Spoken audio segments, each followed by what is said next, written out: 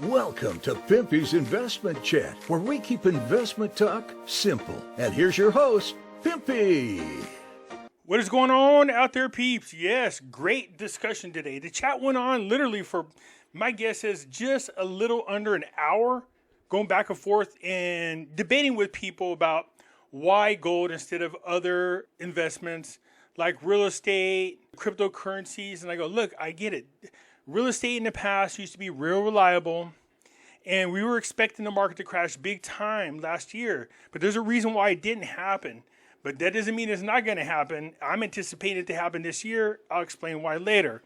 When it comes to cryptocurrencies, I go, there's something always suspicious about cryptocurrencies. When you have some of the big names that we actually all hate, BlackRock, Vanguard, State Street, Goldman Sachs, all getting into cryptocurrencies, doesn't that concern you guys? Because I got people out there going, no, it doesn't concern me as long as I get rich. Yeah, okay, I get that. I do. But here's something you got to consider. What their ultimate goal is. Even if for whatever strange reason you get lucky, and let's say you grab some cryptocurrencies that are worth $1 million. But by then we're already into CBDCs. And then they tell you that money has to be spent within, 6 months. So you got 6 months to spend $1 million. Once it's spent, then you have what left over? Nothing. Don't you understand what the entire goal is of this World Economic Forum? They don't want you owning any private property. That means you won't own a home. So if you're renting after your 6 months and your $1 million is gone, you can't say, well, I was going to buy a house. Nope. No. They don't want people owning private property. This isn't an exaggeration. All you have to do is go out there and look into these people. So let's just say for the shits and grins, you got your $1 million. In 6 months, you had to spend it. And you can't own a home. Then what? What, you got a bunch of samurai swords hanging around in your apartment? Huh? And for the record, when you have a CBDC, they don't allow you to exchange your CBDC for gold and silver. I'm not even kidding you guys. So if you get lucky with cryptos and you still could purchase real quick before they change everything, gold and silver, I highly recommend you invest in that. Have it outside of the system.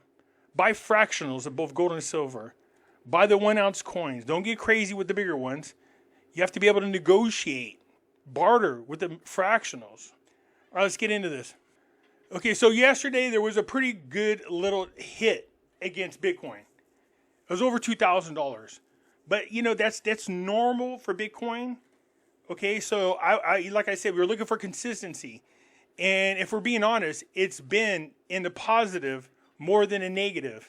So, yes, Bitcoin seems to be leading the way, but pay attention to where they seem to be leveling out at, between 43,000 and 45,000, okay?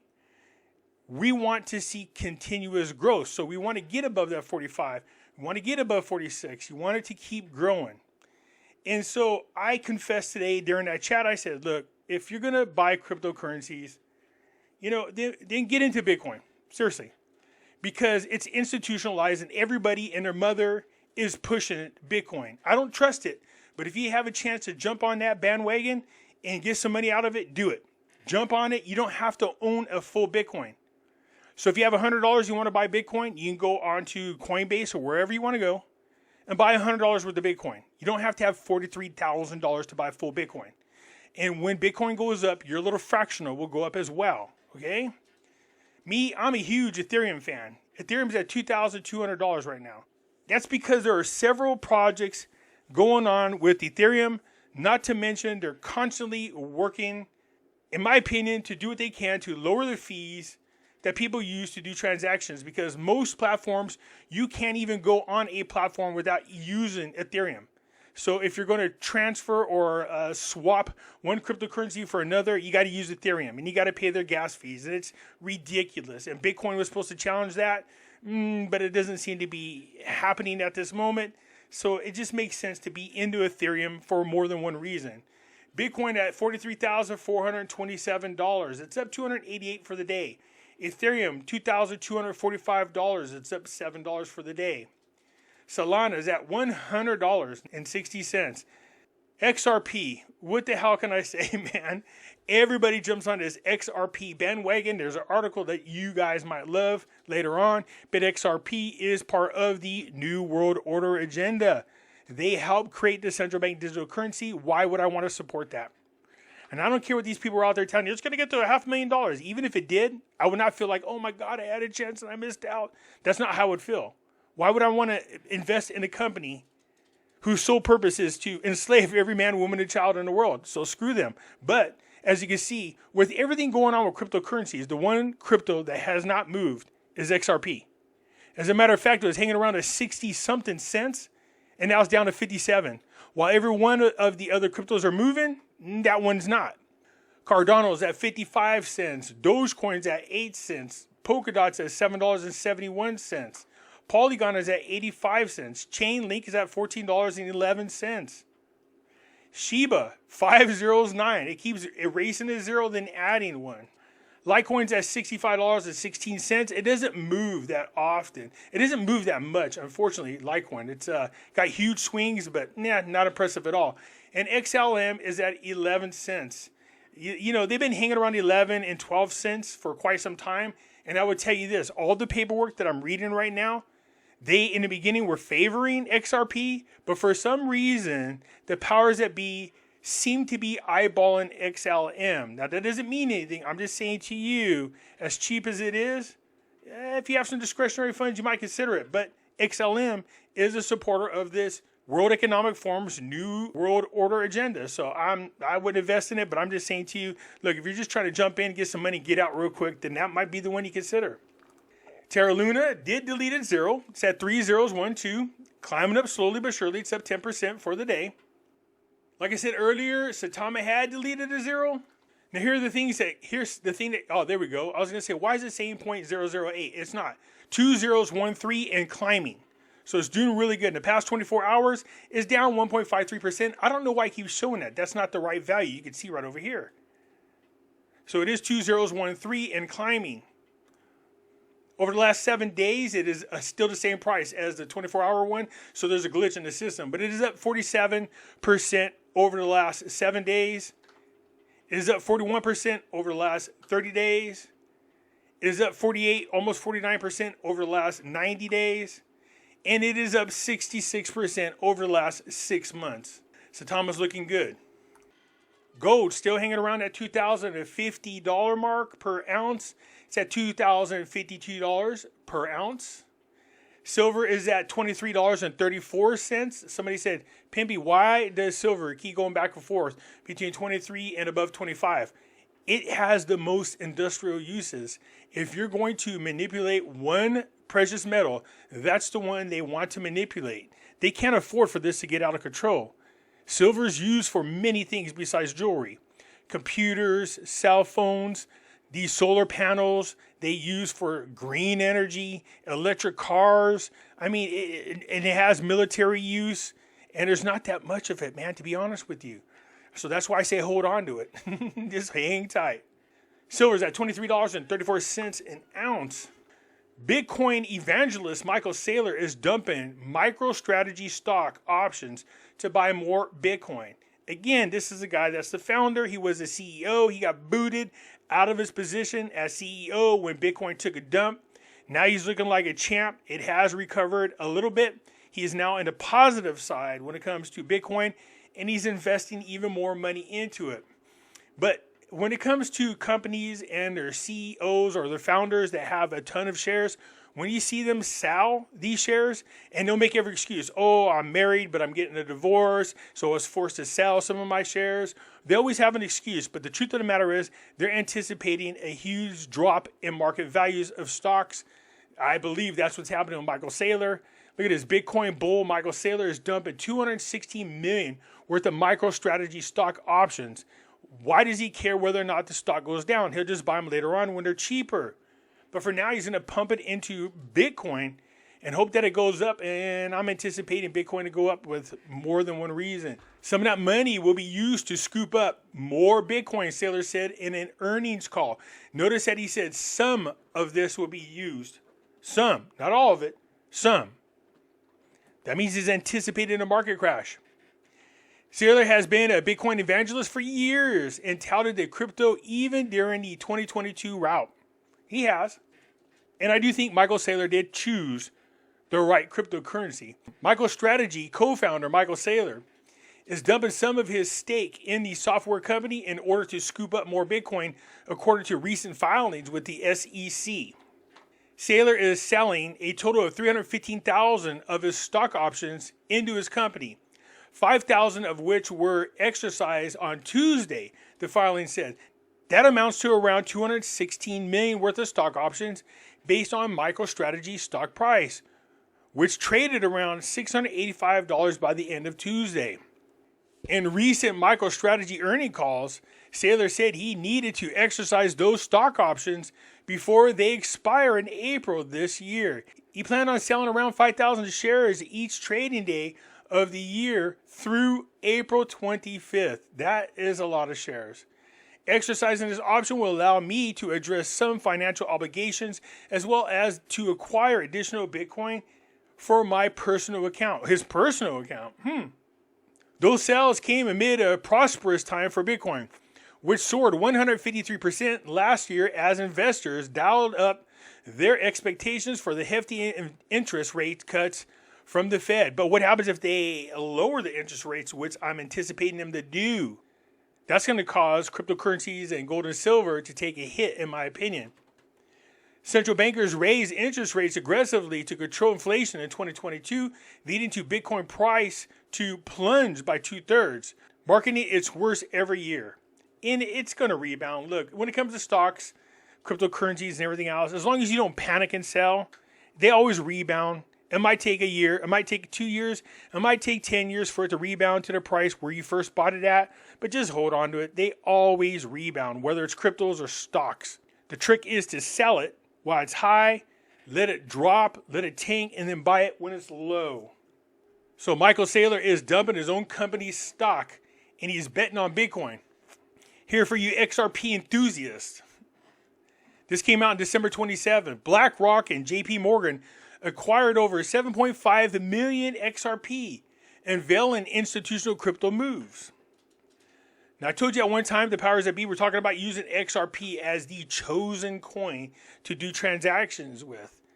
But the most recent printout that I have as I go through it and read it, they're talking about XLM, not XRP. And if not that, then they want a crypto that's going to be gold back. Now, I know you guys are hearing all these rumors that these things are going to be backed by gold. You know, Bitcoin's going to be backed by gold, Ethereum by silver, XRP by copper, crap like that. Just so you know, they're full of shit. They're lying to you guys. But the powers that be, like BIS, which is the Bank of International Settlement, has set up a formula for cryptos that they are willing to use. And they have a tier 1 and a tier 2. In order for you to be a tier 1, you have to be a crypto that is backed and supported by gold. So we'll keep an eye on which cryptos move in that direction. In the ever-evolving landscape of cryptocurrencies, institutional involvement continues to be a focus point of discussions and speculations. A recent revelation has emerged, shedding light on JP Morgan's substantial holdings of XRP, a leading digital asset. Simultaneously, the crypto community is witnessing a groundbreaking development with the official launch of the Crypto Trading Fund, the CTF token, which has surged in astonishing 5,000% in just moments. This article explores implications of JP Morgan investing in XRP and delves into the exciting emergence of the CTF. Don't get involved with CTFs, ETFs, or any of those things. They're a scam. They use those to manipulate the markets. Why would you want to buy a stock into something that you could just own outright? Just buy the XRP. Just buy the Bitcoin. Just buy the Ethereum. There's no need to buy into a CTF or an ETF. Understanding XRP's role in the crypto ecosystem, well, we know the role. They've been helping people develop the CBDC now for quite some time. We heard Brad Garlinghouse admit to the world that they want to be part of the New World Order movement. Before devolving into details, it's essential to understand the role of XRP in the cryptocurrency ecosystem. Crafted by Ripple Labs, XRP distinguishes itself by aiming to facilitate swift and cost-effective cross-border payments. They have developed their own central bank digital currency. Unlike cryptocurrencies such as Bitcoin and Ethereum, which primarily serve as stores of value and decentralized application platforms, XRP seeks to bridge the gap between traditional financial systems and blockchain technology, which is true.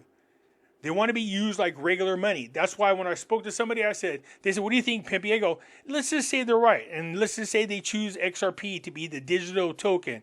You think it's going to get above $1? No. Why would it? If they're going to use like regular money, there's no reason for it to get above $1. This way, then it makes transactions easy. And that's why I don't think it's going to get it above $1 if they're lucky. JP Morgan substantial XRP holdings. A leaked report? Yeah, leaked. Yeah, sure it's leaked. Allegedly from an anonymous insider at JP Morgan. Nothing they do is by accident. It's always a strategy. Reveals a significant revelation. The banking giant has quietly amassed over 7.5 million XRP, constituting more than 7.5% of its total wealth. This disclosure underscores JP Morgan's confidence in XRP long-term investment potential. However, the absence of official confirmation adds an air of mystery, prompting speculation and intrigue within the crypto community. Yeah, somebody started this rumor for a reason. So you got JP Morgan is supposedly interested in it. BlackRock's interest in XRP.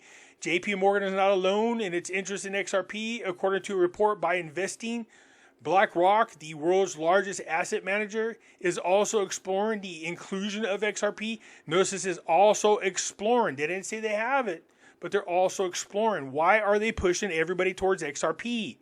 It should be suspicious to you. Don't fall for this. Even with all this news about XRP from JP Morgan buying millions of dollars worth, BlackRock being interested in it, it hasn't done squat to raise its value. As a matter of fact, it has dropped down from 61 cents down to 57 cents. Goldman Sachs considering role in Grayscale and BlackRock's spot Bitcoin ETF offering. Don't get involved with that, you guys. Just buy the cryptocurrency, man. Despite being somewhat indifferent to Bitcoin previously, Goldman Sachs soon could play a key role in two of the most greatly anticipated spot Bitcoin ETFs. Look, they'll jump on in the beginning. All of them will. They'll make a ton of money when it first happens because everybody's going to jump on that bandwagon. And then they'll jump off, tank it, and screw you out of your money. The investment bank is considering serving as an authorized participant for likely Bitcoin ETF offered by BlackRock and Grayscale, Coinbase reported. For likely, authorized participants for likely. Didn't say for sure. This is for likely. Word magic. Pay attention to the wording. Citing people familiar with the matter. Yeah, sure. We've heard that how many times? In the role of the authorized participant, Goldman Sachs would create and redeem shares in the product to make sure the price of the ETF accurately tracks the price of its underlying assets in this case. Now remember, when they do ETFs, they always sell more than what's actually available. We've seen them do this several times. So when people go out there and go, yeah, but Pimpy, there's only 21 million of Bitcoin. I go, yeah. So that's not going to stop people like BlackRock, Grayscale, JP Morgan from selling 150, 160% of what's actually available. When it comes to gold, they sold more shares than the amount of gold or silver that was out there. And I'm not talking about like a little bit. Like it was 100 to 1. So 100 ounces, they sold more than was actual available. So they sold 100 ounces of silver for every one that was available. They're crooks. They're criminals. Don't buy it. Don't get involved with ETFs. Look, I don't hide it. I'm not a fan of cryptocurrencies. But if you could jump on the bandwagon and get in and get out real quick before they tank it and screw you out of your money, then by all means, boo-boo do you. Jump on it. But like I said, I don't support any company that was taking part in the creation of the CBDC. And you need to figure out which companies do that. And I'm sure out there somewhere is a little hint of those companies that were involved with creating a central bank digital currency. Somewhere out there is a list of these companies that were involved with creating the central bank digital currency. I'm not sure where that list is, but somewhere out there it is available. Don't invest in them. They don't invest in you. Anyways, that's it for now. I'll get back at you later. I'm out.